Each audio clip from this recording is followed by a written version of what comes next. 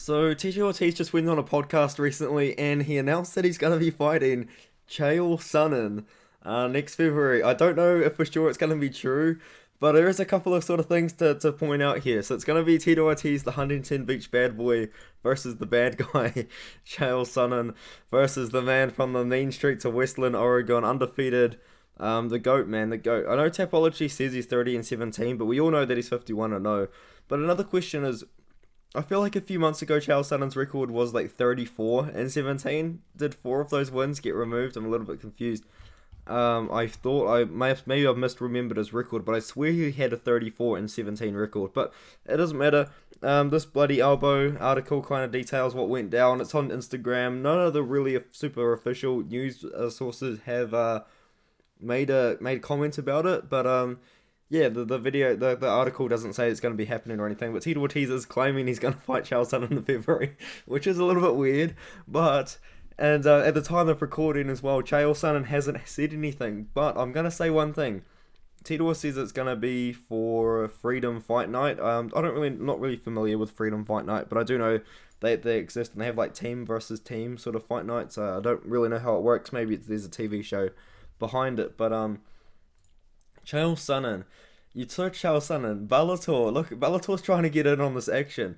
All of Chael Sonnen's Bellator MMA fights, full fights, 5 hours ago. That was probably around this period of time that Tito Ortiz claimed that he's going to be fighting Chael Sonnen.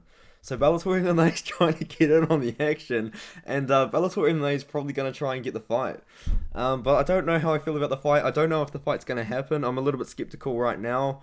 Maybe it'll be an official announcement coming up, but you got a 47-year-old Tito Ortiz taking on a 45-year-old Chael Sonnen, and originally I thought maybe I'll pick Chael Sonnen to win. I know Tito Ortiz won very quickly in the first round in the first fight, but Tito Ortiz looked so bad against Anderson Silva. Like, he looked so bad that I just don't know if I could ever pick him to win a fight ever. But Chael Sonnen, man, maybe you could beat Chael Sonnen. I don't know. That's another thing though as well, because Tito Ortiz came out a few months ago. I remember this kind of made headlines and everyone got a little bit confused.